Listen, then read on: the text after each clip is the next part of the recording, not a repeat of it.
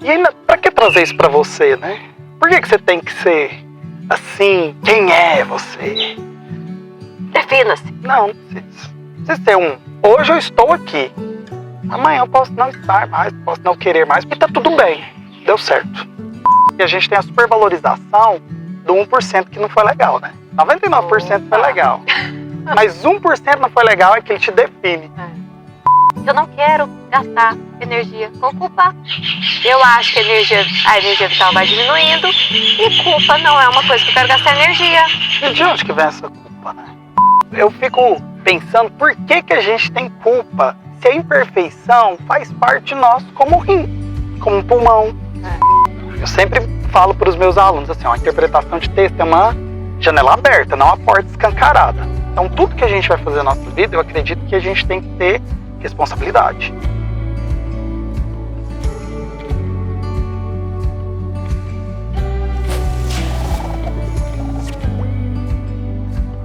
A árvore também é lugar de devolver.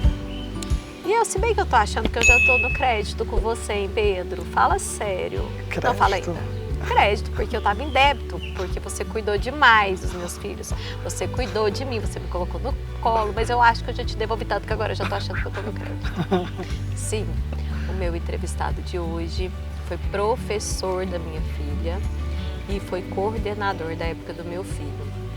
E me pôs no colo várias vezes. Eu conheci o Pedro a primeira vez quando minha filha, com todo o entusiasmo, que eu não sei de quem que ela herdou esse entusiasmo todo, falava assim: mãe, você tem que conversar com o Pedro. Você tem que conhecer o Pedro no plantão pedagógico. Então você vai conhecer o Pedro. Tá bom, vou colocar lá o nome do professor Pedro para conhecer. Chego lá, o Pedro, essa figura que aí era confidente desses alunos. Eu falei assim, gente, deixa eu conhecer melhor. O meu lado legal falava assim, deixa eu conhecer melhor esse encantador de adolescentes. O meu lado aproveitador falava assim, eu preciso ser amiga do Pedro, porque ele vai me ajudar, que de fato ajudou mesmo. Eu falo que a gente não tem como confiar numa instituição, tipo a melhor escola, mas ter pessoas importantes dentro dessas instituições é fundamental. E eu sou muito abençoada e ele foi uma dessas bênçãos e desse anjo da guarda que cuidaram de mim. E agora a gente está aqui como amigo, porque a gente tem um projeto, que depois a gente conta. Que assim, minha vida começou, eu conheço, depois eu invento o projeto. Aproveita. Então, vamos lá, conta de você. Quem quer você ser presente, senhor Pedro? Essa pergunta é difícil, né? Não, eu falei, eu não posso perguntá-la mais. Quem Quem é é você você? para o mundo? São tantos, e ao mesmo tempo nenhum. Eu li esse ano um livro da Cecília Meirelles. Porque às vezes durante a vida eu fui obrigado a ler partes das coisas. E aí eu sentei para ler esse livro de fato. Chama Cânticos. E aí ela canta a vida. E nesse cantar a vida dela, ela fala muito para a gente se desprender, sabe? Para a gente não ficar presa a essa convenção. E ela começa logo no poema de abertura, ela fala, não queiras ter pátria. Porque é algo tão forte, né? O que é uma pátria? Aquilo que une um povo, que institui, né, uma cultura, símbolos e tal. Tem todo aquele regramento. E ainda, para que trazer isso para você, né? Por que você tem que ser assim? Quem é você? Defina-se. Não precisa. Adorei. Não precisa ter um. Não precisa ser um. Hoje eu estou aqui. Amanhã eu posso não estar mais, posso não querer mais, pode ser não ser uma. E tá tudo bem. Deu certo. Deu certo. Mas a gente jurou juradinho que a gente ia ser parceiros. Não, a gente é. Tô brincando. Então vamos por partes. Vamos o que te trouxe para mim. O que te trouxe para mim foi o do professor. E que professor de um filho é uma coisa tão importante, porque eu nunca achei que os professores ou escolas resolveriam. Eu sempre os vi como uma extensão do que eu faço na minha casa. E para que eles fossem uma extensão, eu escolhia muito bem. Acho que esse meu desejo de escolher, essa minha certeza que eu não estava delegando, que eu fui uma mãe assim, fodástica com todos os meus erros, a vida me devolve com uma generosidade de pessoas como você para mim. Eu gosto de uma frase que me vem, porque é assim, me vem eu falo, que a oração deveria ser assim, que seja feita a sua vontade mas eu te encontro no meio do caminho. Eu acho interessante que muitas das vezes a gente, não só com filhos, né, na escola e tudo, mas em tudo na nossa vida, eu acho que a gente precisa buscar as parcerias. E a gente entender que quando você busca uma parceria, você busca olhar nos olhos. Então é de gente para gente, é de pessoa para pessoa. E isso faz com que você enxergue que o outro, ele não é uma pessoa que está ali para atender os seus desejos. Ele é uma pessoa que está ali para contribuir, que acerta, que erra. Se a gente for num casamento, por exemplo, e a gente projetar o príncipe no cavalo branco, coitada dessa pessoa e coitada de você, né? Não existe. Então a gente precisa. Quando se trata de parceria, né, trazendo para o meu trabalho, escola, professor, família, a gente tem que confiar. A gente tem que confiar, a gente tem que estabelecer essa relação de troca. Então eu lembro muito de você, assim, olha, eu tenho um caderno, Pedro. Tá aqui anotado, ó, tá aqui anotado. Dia tal, Dudu, dia tal, né? E Maju, então é interessante a gente... Por que eu tinha esse caderno que você conta? Você tinha esse caderno, você anotar tudo que você fez. Porque se um dia ele falar ou ela falar assim, minha mãe não fez. Fiz, tá aqui tal dia. Eu fiz. Mas é muito gostoso, eu dava muita risada. E ainda hoje dou muita risada dessa estratégia, porque assim, você também se acolhe. No sentido de saber assim, que olha, lá na frente, pode ser que alguma coisa de fato eu não tentei. Mas eu tentei tantas outras, porque a gente tem a supervalorização do 1% que não foi legal, né? 99% foi legal. Mas 1% não foi legal, é que ele te define. Não é, Isso é uma luta eterna. Eu vou só fazer uma correção, o caderninho não era para eles, o caderninho era para mim, porque eu falo assim, quando os filhos nascem, eles entregam 2 pacotes pra gente.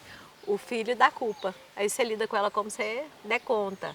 Então é muito inerente à maternidade, de fato é essa, tipo assim. E aí uma vez eu estive espírita por um bom tempo e conheço as escrituras em algumas partes interessantes. Eu me lembro de uma parte que falava assim, que os pais são como jardineiros, eles têm que cortar as ervas daninhas, incansavelmente, mas que existe um lugar para que chegue e não fale assim, eu fiz o que eu conseguia, mas que tem uma parte do livre-arbítrio desse espírito. Então que esse caderninho serve para assim, a sua parte você fez tudo? Não, não sei, não consigo, por isso que eu estou aqui, acredito que eu venha várias vezes, mas eu fiz o que eu podia, é para me lembrar disso. Para mim, para que um momento de culpa no futuro, eu falo assim, não, voltei aqui, ó, você fez, tá tudo certo. Então, Pedro, esse caderno é para essa velha que, que eu não quero gastar energia com culpa. Eu acho que a energia vital vai diminuindo e culpa não é uma coisa que eu quero gastar energia. E de onde que vem essa culpa, né? Da maternidade que entregaram o pacote, eu te falei. Não, sim, mas da onde que vem esse pacote? Da gente mesmo. Não, olha. Não. É verdade. Da imperfeição que a gente é. Mas a gente não é imperfeito? É isso, tá Então, certo. mas Para não que é carregar a fácil, culpa? Porque eu queria ser perfeita. Eu tinha uma conhecida uma vez, se eu já te contar a história, que ela falava muito assim. Se ela caiu alguma coisa no pé dela, a dor dela é a pior do mundo. Se ela fez um bolo, o bolo dela é o melhor do mundo. Se ela comprou um produto, o produto que ela comprou é o melhor, o mais barato, é tudo melhor. E um dia eu tava num dia que eu não tava legal. Eu não fui bacana nesse dia. Mas eu falei o que eu penso. Falei assim, escuta, você pode morrer porque você é perfeita. Que é perfeito? Morre, fica lá junto de Deus, quietinho lá. Entendeu? Então, eu fico pensando por que a gente tem culpa se a imperfeição faz parte de nós como um rim, como um pulmão. Tá ali, tá ali. Você pode ver com menos ou com mais, mas tá ali. Então, acho que a gente precisa, aos poucos, não com irresponsabilidade, porque senão fica parecendo que é tudo muito leviano, não. Eu sempre falo para os meus alunos assim, ó, a interpretação de texto é uma janela aberta, não uma porta escancarada. Então, tudo que a gente vai fazer na nossa vida, eu acredito que a gente tem que ter responsabilidade. Mas a gente tem que ir tirando isso que nos pesa, tirando, sabe, como se fosse um caramujo que aos poucos vai se descamando, vai deixando aquilo desnecessário. Vamos fechar primeiro essa parte do professor, porque a gente vai entrar em outro lugar. Por que você acha que você encanta os adolescentes? É, Você é um encantador de adolescentes. porque eu acho que eu olho para eles como gente. Não é um produto, não é o meu aluno, é gente. É a Leninha, é o Luiz Eduardo, é a Maria Júlia. É gente, é gente. Falo que às vezes é quase que como se fosse um irmão mais novo. É gente, sabe? Então a gente vai se desentender, a gente vai criar rusga. Eu vou me permitir, porque... e aí, quando você se permite, você tem que saber que o outro também vai se permitir muitas das vezes. Então você tem que aguentar o tranco. Mas eu prefiro, acho que a gente tem que ser gente. Eu falo muito isso, olha, escola é feita de matéria humana, a gente acerta, a gente erra e é isso, e tá tudo bem. Vai ser assim a vida toda, porque hoje tem essa ideia de que a escola não pode errar, né? Escola, professor, ninguém pode errar, ninguém pode errar. Você, dentista, não pode errar, ninguém pode. Lógico que pode, o que é isso? Assim, isso não tem problema nenhum, uma coisa é eu fazer por maldade. Então eu vejo muito isso nos adolescentes, essa coisa de olhar para eles e de me empolgar com as coisas que eles se empolgam, de achar, isso é besteira de adolescente. Não, é o sentimento dele ali naquele momento. É um turbilhão. É um turbilhão, assim, e aquilo ali ele faz, ou ela faz, porque é de fato que eles não conseguem guardar. Transborda. Então a gente tem que saber que esse transbordar é verdadeiro. Então, olha, e eu acho que é o mais legal. Não é ensinar a língua portuguesa, como no meu caso. É você lidar com gente. Isso é o mais legal. E saber que essa gente está em transformação. Mas o problema, eu acho, maior, mas eu posso estar falando uma besteira, não é o adolescente de 13, é o adolescente de 45 que vai conversar com você, que são os pais. Quem te dá mais trabalho? Os pais que de fato estão perdidos, porque a gente está tendo que reinventar. A educação que vinha de pai para filho não funciona mais. Então tá tudo certo. Ou esses meninos que transbordam? Eu acho que são lugares diferentes, sabe? Mas de fato o pai não é um problema do professor, não é um problema da escola. Vamos passar o capítulo das nossas vidas. Então, vamos fechar esse capítulo, esse livro, daquele livro novo que a gente pode falar, da Biblioteca da Meia-Noite, que a gente está fechando o nosso clube do livro. Vamos fechar essa vida que a gente teve e aí vamos abrir uma nova vida. A vida que a gente virou parceiro de um grupo de clube de leitura. Aí eu vou contar como é que aconteceu. E você contar a minha versão, né? E não esqueça, mas a sua versão é boa. Não deixe a verdade estragar uma boa história. Então você tem um pouco da minha imaginação. A gente virou amigo, best friends e tal. E aí acho muito bacana que quando a Juju vem, minha filha, que foi aluna dele, vem, eu quero encontrar com o Pedro e tal, e a gente se diverte. E aí agora a Juju tem acesso, porque depois de ser aluna tem acesso, ganha o troféu de ter acesso do Instagram pessoal do professor, que ela não tinha. Então, eles ganham bacana, isso. Eles ganham esse acesso, né? Mas enfim, brincadeiras, a gente se diverte muito. E aí a gente, num domingo, vamos tomar um café, e fomos tomar um café cedinho, até tava pra vir aqui pra fazenda. E a gente surgiu essa numa conversa assim, é tão legal quando a gente tá junto e a gente discute, a gente fala sobre literatura, sobre... Ele já começou falando de Cecília Meirelles, que entrou, e aí eu falo de outro livro, que eu vou contar uma outra história pra ele, que é sobre identidade. E eu falei assim, putz, a gente podia fazer um clube do livro. Aí eu falei, nossa, mas pelo amor de Deus, eu já estou fazendo tanta coisa. Pedro, deixa eu deitar já à noite e dormir, que eu tenho essa mania de pedir inspiração. É esse caminho? E aí eu vou ver como é que é. Deixa eu ver como é que eu sinto. Antes de dormir, eu tenho o hábito da leitura. E eu estava lendo um livro de Jung, que ele respondia 300 médicos numa conferência.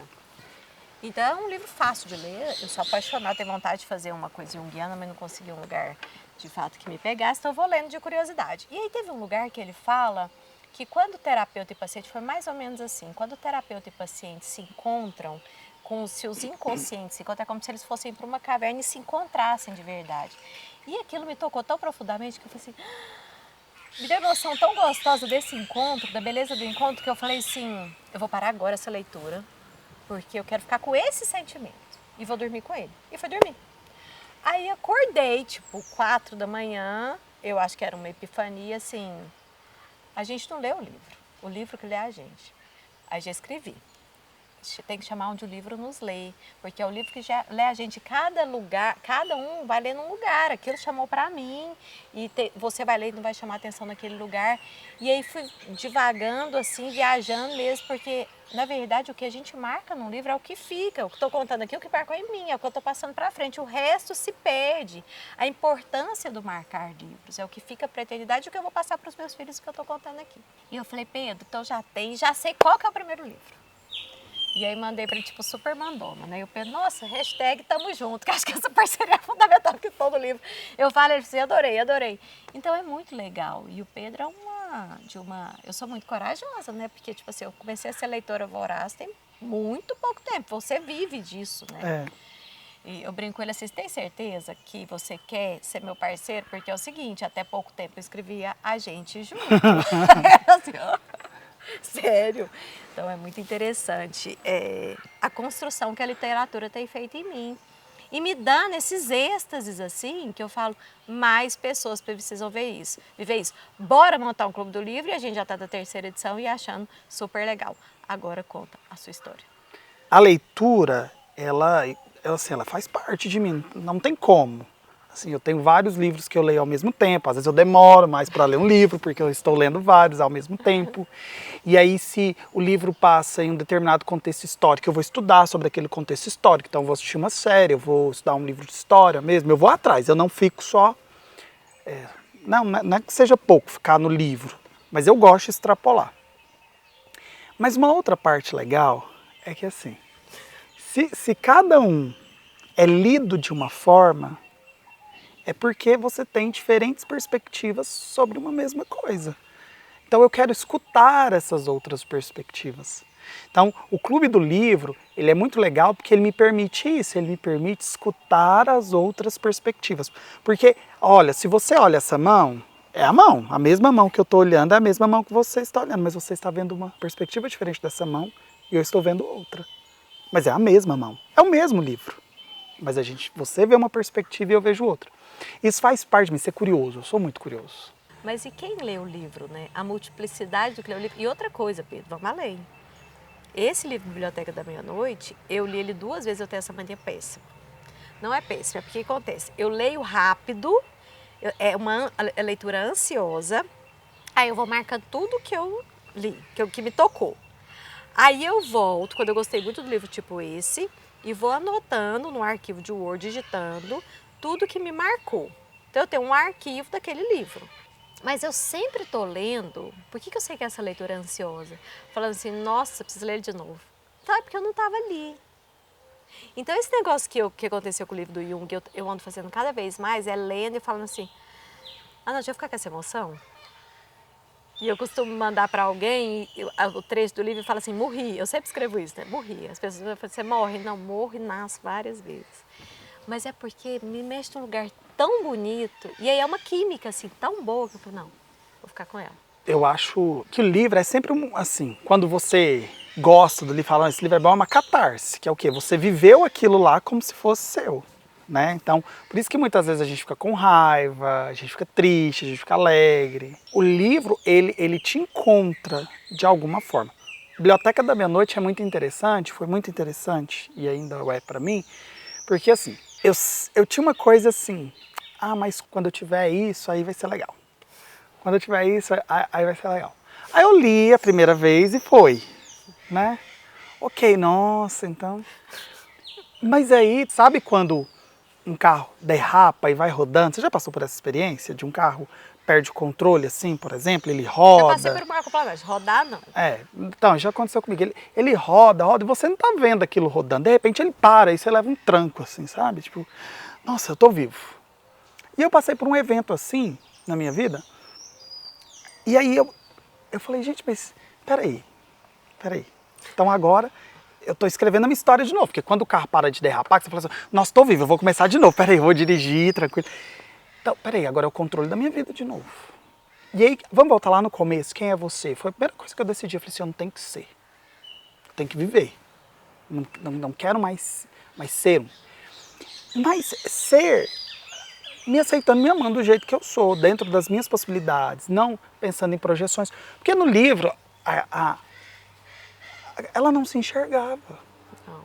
Não se Ela enxergava. era uma tragédia. Ela não se enxergava.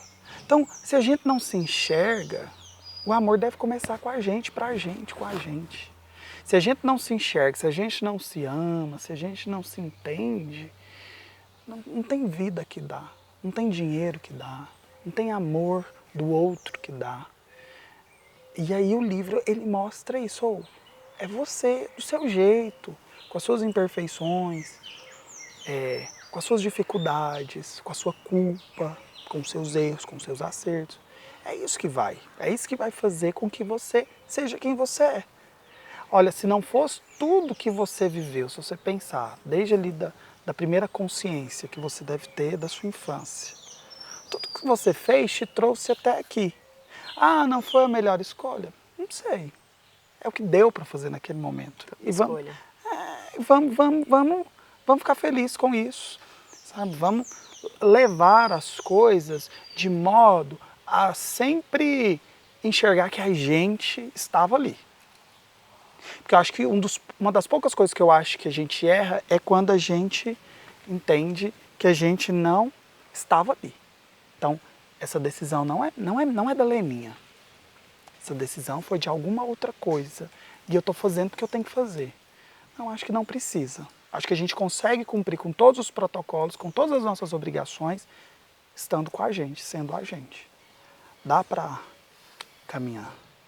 E aí, cada época a gente é uma pessoa diferente, né? Igual você falou no começo da árvore. Pode ser que eu não tinha vontade nem de vir aqui.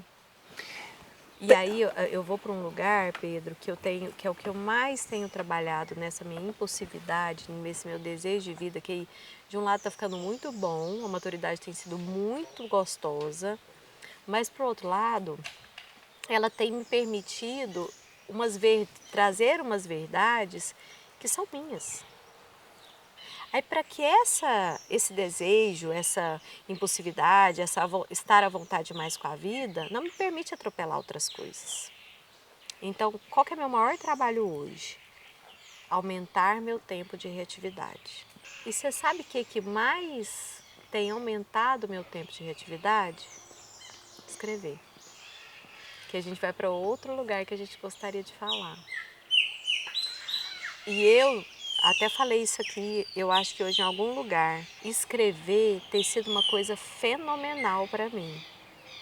Eu comecei por um comando de uma pessoa que eu respeito muito, falou assim, leia o livro Caminho do Artista. Eu negócio de querendo lidar com gente e tal. E no Caminho do Artista ele tem duas coisas que você tem que fazer metodicamente. Uma são páginas matinais, que você tem que escrever 3 páginas. Livre associação, você vomita. Não tem que ter nada. Inclusive, fluxo assim, de consciência. não estou afim de escrever que saco, mas você tem que ter o hábito. E outro é se retirar 1 hora por semana e tipo um momento artista.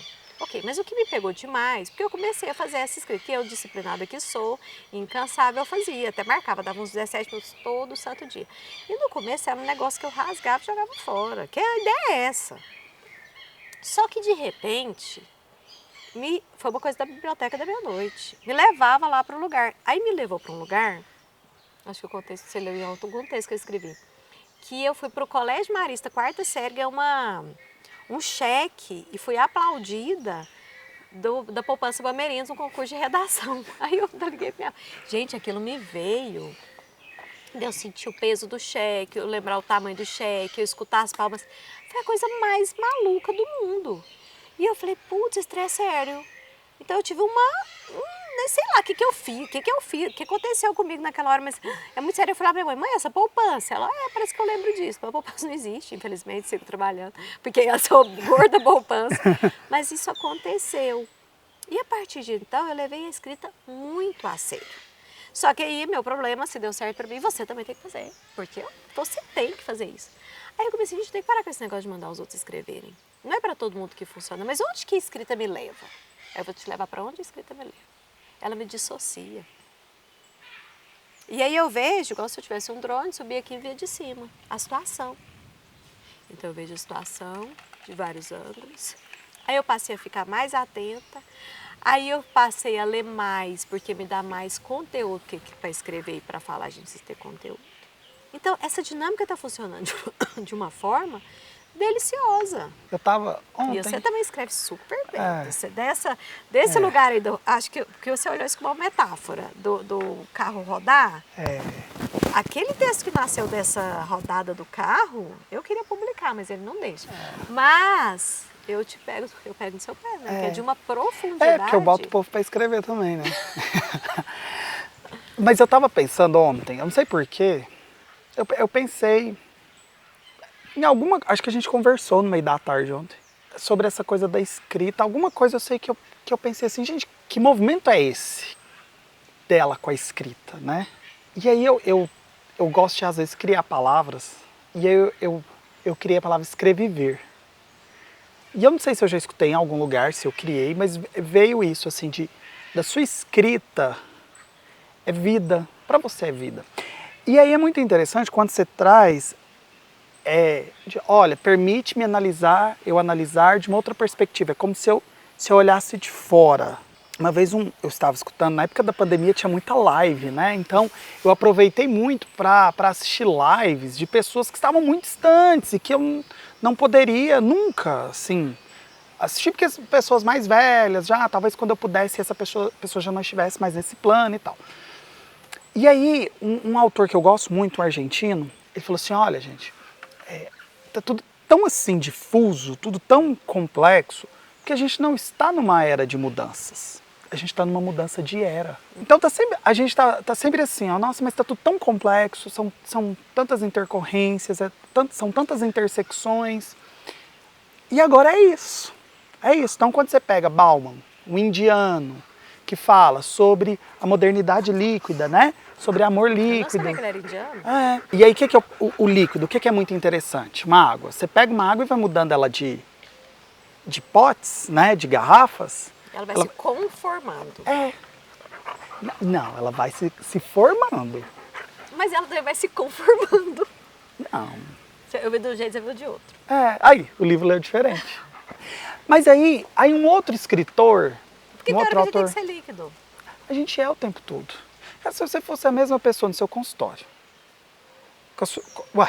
Eu sempre brinco com meus alunos muito entediante. quando eu falo sobre variedade linguística. Se você está falando com a sua mãe como você fala com seu namorado, sua namorada, está completamente errado. Tem alguma coisa confusa aí. Né? Então, e aí a gente assume personas e identidades diferentes. Aí eu vou para um outro autor jamaicano, Stuart Hall, que fala de identidades. Olha para você ver, eles são contemporâneos, os três, de lugares diferentes, de perspectivas diferentes, de intersecções diferentes, de formações diferentes, conversando coisas muito parecidas, falando de coisas muito parecidas. Que essa fluidez, a possibilidade. Porque se a gente não acredita que as coisas podem se transformar, que as coisas vão mudar, qual que é o sentido de estar aqui? Você está falando, me veio duas coisas aqui que eu quero falar. Do livro que eu ia falar das identidades, que você voltou de identidades, que é um do Adam Grant, que é um psicólogo social, que ele conta a história de um incêndio, que o bombeiro-chefe viu que ia ferrar, o fogo ia pegar eles, então ele falou assim, soltem suas mochilas, era uma subida muito íngreme, e corram. Só que a maioria, grande parte, morreu porque não soltou mochila. Aí por que a interpretação disso? A mochila do bombeiro é com que ele salva vidas. É minha identidade, se eu soltar eu tô largando. Então eles não, então na hora de não pensar, e o livro chama Pense de Novo, que é assim, você tem que pensar rápido de novo, porque tem que ser automático. E aí intuitivo não largo, porque eu larguei minha identidade o tanto que eu sou enraizada. Agora vamos pro século das possibilidades. E aí vou para outro lugar, que a gente gosta de viajar, que eu fui para uma entrevista com a Juju, para uma escola, e aí o coordenador foi falar para ela se ele queria vender a escola todo o custo, já estava até vendido, quase que eu falei, você não precisa desse, mas tudo bem, estava lá firme, e a Juju rezando para a mãe dela ficar calada, aí ele me solta assim, porque a nossa escola, você tem vontade de sair? Ela, não, porque eu tenho vontade de sair, então, nossa escola vai te dar umas possibilidades para o exterior, e eu tipo, não, mas eu quero ela aqui, mas tudo bem, aí ele vira e fala assim, por exemplo, o que assim, ó, qual a sua profissão, não, o que a senhora faz? Aí eu falei assim, você tá com tempo? Aí a Juju já me deu logo um chutinho assim, ó. Tá bom, eu sou dentista. Então, Aí ele, coitado, eu não vou falar quem é, nem escola, claro, mas tá tudo bem. A profissão da sua mãe, assim, não é de sair, né? Não é importante sair. Eu falei, não, mesmo porque a odontologia brasileira é a melhor do mundo. Mas se eu pudesse respondê-lo, dentista é uma das minhas identidades. Eu tenho 500. E eu gosto de fazer aquela pergunta que eu até conversei com o Edu sobre aqui. Se tirar essa identidade, acabou? Acabou? Não, tipo assim, não pode, porque é muito empobrecedor ter uma identidade só. Já viu que tem gente que entra em sofrimento? É porque assim, as pessoas... entrei. Eu preciso preparar para aposentadoria. Porque era acostumado a ser aquilo. Eu sou bancário, eu sou dentista, eu sou professor, e é isso, é isso, é isso, é isso, é isso. Aí amanhã eu aposentei. E agora? Então se a gente tem essa visão de que eu sou só aquela coisa, é o ninho vazio, eu sou só mãe, eu sou só pai. É o de mais importante que eu tenho é ser mãe, ser pai. Tudo bem, é muito importante. E posso estar até falando uma besteira, porque eu não sou pai. Mas o mais importante sou eu. É a minha vida. Se eu não tenho a minha vida, eu não tenho meu filho, né, para amar, eu não tenho meu paciente para ajudar, eu preciso ter a minha vida. Então a gente não pode perder isso de foco e essas possibilidades. Isso é muito forte em mim, assim. É uma coisa que essas definições de ser para mim são muito difíceis. Talvez se eu tenho uma definição e assim seja essa flutuação, essa coisa do líquido, das identidades, da gente experimentar, da gente poder. Hoje eu encontrei lá no trabalho um colega e ele falou assim: nossa, eu te vi sábado. Eu falei assim: eu não te vi não. Ele falou assim: pois é, eu conversei com você 2 vezes, mentira, mas você estava fazendo tanta coisa assim ao mesmo tempo, você estava tão livre que você nem viu. Eu falei: nossa, desculpa. Ele: não, e eu percebi que você não viu mesmo. Que doido. Não, porque assim, se as pessoas me veem ali ocupando um lugar, né, que eu tenho que ser sério, eu tenho que ter uma vestimenta ali que espera, eu tenho que atender algumas expectativas, né? Faz parte, assim, feijão no prato vem daquilo. E aí se as pessoas acharem que eu sou só aquilo, Deus me livre, quem me dera, assim, sabe? É muito difícil a gente se permitir, porque é difícil para mim, e ainda mais fazer com que o outro entenda que eu também posso ser vários. Por que que o Instagram pessoal é só para depois que deixa de ser aluno e depois de um tempo que deixa de ser aluno? Porque não conseguem compreender que eu sou professor enquanto eu estou sendo pago para ser professor. Né? Uma estratégia que eu utilizo é assim: e o professor de português, né? E você corrige? Eu falo: não, duvido que você não corrige. Eu falei: não corrijo, só me corrijo quando me pagam. Um médico sai atendendo todo mundo assim? Não, só quando estão ali no exercício da profissão pagando. Você sai fazendo raspagem em todo mundo? Não. Não, mas... Eu analiso. Ué, não é não? Eu verbalizo. Tem um acordo ali, não tem? Olha, é lógico, eu analiso. Se você me escrever agente, junto, né? Mas tem o agente junto, já te expliquei. Não, mas eu sei. Eu sei. Aí, essa Leninha ficou para trás. Eu vou analisar. Eu vou analisar. Vou falar: nossa. Amiga. Mas assim, não me resuma isso. Não me resuma. Por favor, não se resuma. E eu acho que é isso que toca os adolescentes também. Não se resuma. Claro! Não se resuma. Porque eu tô aqui porque eu quero ir para tal escola. Tudo bem, você vai para tal escola, mas tem que pensar que você vai para o mundo. Você vai para o mundo. Hoje eu falei assim: olha, você tem espaço para ir lá em Júpiter. Você tem capacidade de ir lá em Júpiter. Mas você está limitado. Você não está saindo aqui da atmosfera da Terra. Então você precisa entender que tem muitas possibilidades. Esses dias eu li num livro, o fundo do poço é o lugar mais visitado. Eu contei essa história para você. E ela me marcou assim: eu não sou catalogável. Achei isso tão bacana, que é não ser catalogável. Mas, Pedro, eu acho que a gente precisa, na fase adolescente, de fazer parte da maioria dos 51% que, qual a profissão? E depois a gente meio que surta. Eu acho que depois dos 40 tá tudo certo, pode surtar. Ou depois dos 35, tipo, metanoia. Não estou nem nos 35 ainda. Aqui não tá, quanto não você tem? Estou, E você é um espírito velho, Pedro. Não sou. Adorei, sim, eu adoro. Gente, que legal, você surtou mais cedo. Ou você já nasceu surtado? Acho que foi assim. Eu adorei! Sabe qual? Gente, que engraçado! Uma coisa explode Você assim? Não, mas ele fala isso mesmo, que de repente você veio pra fazer o que você veio fazer, tipo o feijão no prato. Depois você fala, gente, não é só isso. Ah, não. Agora eu quero mais, porque eu quero muito mais da vida. Eu tenho uma imagem que me falaram assim, que eu adorei, que fala assim, Leninha, você parece adolescente que compra 2 refrigerantes, põe 2 canudinhos de cada lado, fica chupando pra você. É, eu quero muito. Porque a maturidade... Nossa, Pedro, chocada, eu tô muito mais velha que você. Tá Agora, não. de fato, você tem que me obedecer. Mas aqui, ó, a gente precisa fechar, filho. Sabe que- Infelizmente, eu queria falar um pouquinho da surpresa que a gente causa do Clube do Livro, que é um clube que a pessoa tem que aceitar, porque a gente escolhe o livro, a gente escolhe o livro. E é engraçado, toda vez que você me fala um livro, eu falo assim, é triste. Aí, às vezes, ele me indicou não é triste, é ótimo.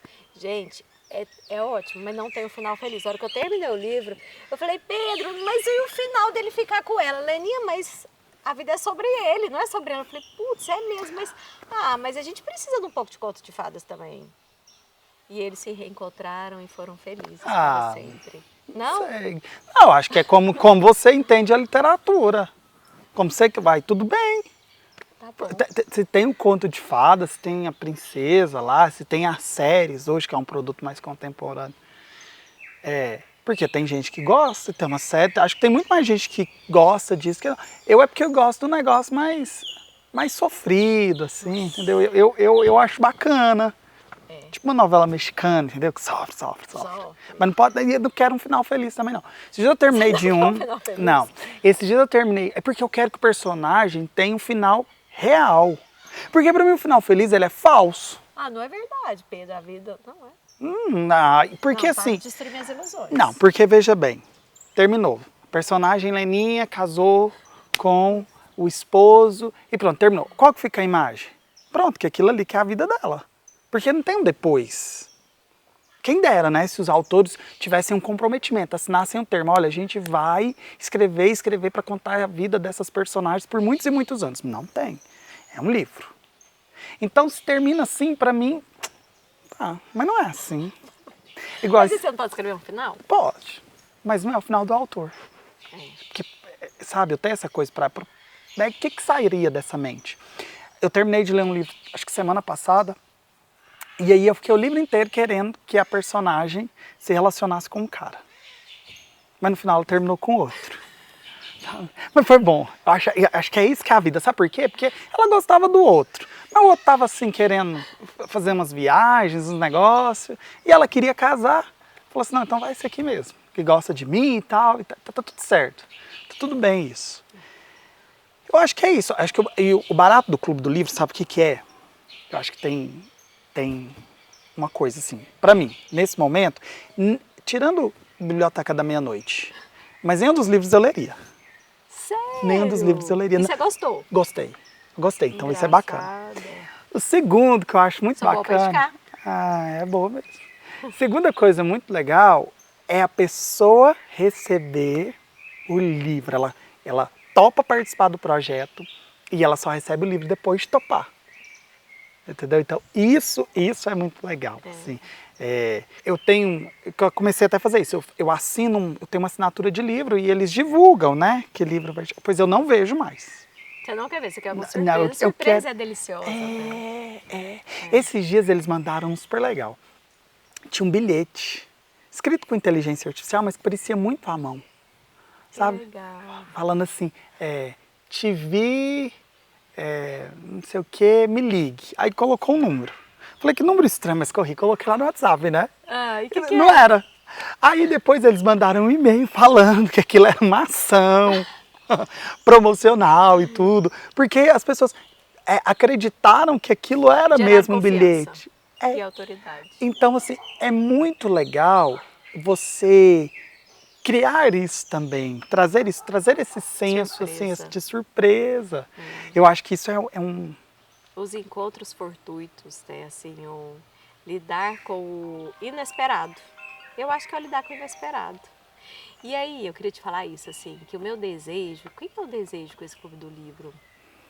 É que as pessoas sintam essa essa delícia química de ler um livro e se identificar assim. Teve um livro que você me indicou, O Diário Secreto? Não, O Diário Proibido, O Caderno Proibido. Esqueci o nome dela, que você me deu, você não leu. Aham. E eu li ele super rápido, porque é uma mulher falando, fazendo um diário. E ela Isso. escondia esse diário porque ali tinha, tipo Foi a assim. minha irmã que me indicou e eu te indiquei. Foi muito engraçado, porque aquela mulher, eu encontrei com ela em tantos lugares, ela me leu em tantos lugares, chegava eu ficar desconcertada. O espelho me incomodava. Eu falei, nossa, deixa eu parar. Mas eu adorei, e o final não era o que eu queria. E que bom que era diferente de mim. Mas foi muito interessante, assim, o tanto que a vida secreta, não é para todos. E quando você escreve, eu particularmente, do jeito que eu escrevo, eu tô tirando a roupa. É claro que tem coisa que eu não vou escrever, não é também assim, tem lugares, tem cavernas minhas que eu não vou colocar no texto, eu não sou besta, ou se eu coloquei eu rasguei e joguei fora, eu não quero nem que fique escrito. E tem umas que eu não vou nem escrever, como diz, eu vou pagar a prestação. E tem alguma que você queria e que não foi ainda, por exemplo? Eu não fui uma Leninha assim ainda. Ah, mas agora eu não tô com tempo para ser, mas na escrita eu posso ser.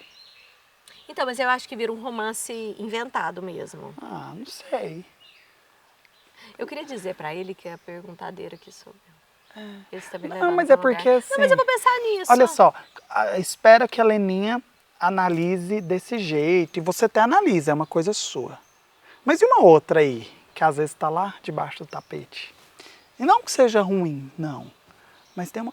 Eu digo porque a gente tem autores que usaram pseudônimos e que tinham identidades completamente diferentes. Completamente. Fernando Pessoa é o maior exemplo disso. Completamente diferente. Sabe, uma personalidade de escritor da outra. Eu estou degustando agora o perigo de estar lúcida, né? Que fala muito Fernando Pessoa e fala muito de autores que falam desse lugar assim, o tanto que é mal, tanto que a genialidade está perto da loucura. Então, o que é escrita, na verdade, é uma medicação anti-loucura, anti-surtos. Porque são pequenos surtos, mas controláveis. Ela relata um monte de histórias de escritores, ela foca muito nos escritores, que surtaram, que suicidaram. Inclusive, os dados dela são pesados, assim. Mas será que não foram missionários que vieram e que tiveram aquela epifania maravilhosa, virou uma obra e depois passaram? Eles precisavam vir para isso? Então, assim, mas esse livro tá mexendo tanto comigo também. Aí eu tô nessa assim, ai, não queria que ele terminasse, que ele fica órfão, né? Mas aí logo vem outro. Fica. Eu sou facinha. Tem que ter vários. Tem que ter vários. Tem que ter Por isso vários. que é bom. Vários. Eu acho que os autores, eles são um meteoro, eles passam assim, sabe? Deixam só o rastro. E fica, né? Que são os livros. São pessoas que aprenderam a observar a vida com uma lente muito maior. Por exemplo, Kafka, que é um escritor de uma escrita densa, ele tinha, se não me falha a memória, tuberculose, e ele saía pouco. E ele se isolava, porque eu acho que a escrita começa a ser o seu antissurto, né, o seu antidepressivo. E aí um dia ele ia passear num parque, e ele, para exercitar os pulmões, um ar mais puro e tal, e aí tinha uma menina chorando. Uma menina chorando e aquilo estava perturbando a paz dele, ele queria paz. E ele falou, o que está acontecendo e tudo. E aí ela falou assim, eu perdi minha boneca. Perdi minha boneca, e aquele choro. E ele falou assim, não, você não perdeu sua boneca não, sua boneca viajou. Aí a menina, mas como que você sabe? Porque eu sou o carteiro de bonecas. Eu sou o carteiro das bonecas. Bom. E aí eu vim aqui para te falar isso. Ah, então você vai entregar uma carta dela para mim. Não, porque ela acabou de ir, mas assim que ela mandar a carta... E aí a menina tava lá no horário que ele ia. Aí ele teve que escrever essas cartas. Eu não conhecia essa história. Então ele escreve, e aí é um universo todo diferente. Olha, ele tentou resolver, a escrita era tão forte para ele, que ele não podia simplesmente comprar uma outra boneca e dar para a menina, falar, não, isso acontece. Ele quis resolver o problema pela escrita imaginativa, e ele criou ali uma correspondência e entregou várias cartas. Essas cartas se perderam. Ninguém sabe cadê essas cartas, e era uma escrita completamente diferente para ele, que era para criança, ele não escrevia para criança. E aí um autor, porque a gente escuta essa história, fica, né, curioso, um autor pediu licença, né, assim, para escrever essas cartas. Então ele conta essa história, ele conta a matéria das cartas, aí ele conta, chama Kafka e a boneca viajante. Que lindo. Né? E isso aí ele inventa a história, que a boneca viaja e vai para os lugares, e a menina vai. E aí ao final ele dá uma boneca para ele, para a menina. E essa correspondência foi confirmada pela pessoa que ficava, por uma secretária, que a história fala também que era a esposa dele, mas que o escritor não era bem visto, então ele não queria assumir nada com ela, porque ele sabia que ele ia morrer logo porque ele tinha tuberculose. Mas foi confirmado que isso aconteceu mesmo, mas as cartas se perderam na Segunda Guerra, era Berlim, né? Berlim foi bombardeada e as cartas se perderam, nunca acharam essa menina, não sabe o nome. Gente, o universo da literatura é bonito demais. Ele é. Arrasamos. Arrasamos. Vamos passar para o final? Eu posso entregar para o meu convidado o agradecimento? Você quer falar alguma coisa antes? Gente. Você falou que aqui era muito chique quando você recebeu o convite. Você acha que é muito chique? Não, eu acho. Mas eu acho que é muito chique, mas eu vou ressignificar o chique. Eu vou falar que o chique é aquilo que nos faz bem, é aquilo onde a gente se sente à vontade. Eu tinha uma vizinha que eu gostava muito, falava chibante. As coisas são chibantes. Eu não sei de onde ela inventou. Mas você estava muito feliz, você estava muito legal. Minha avó tinha uma chácara que tinha piscina e a gente ia muito para lá. Nossa, mas aqui tá chibante, ela falava. Era quando a gente estava muito feliz.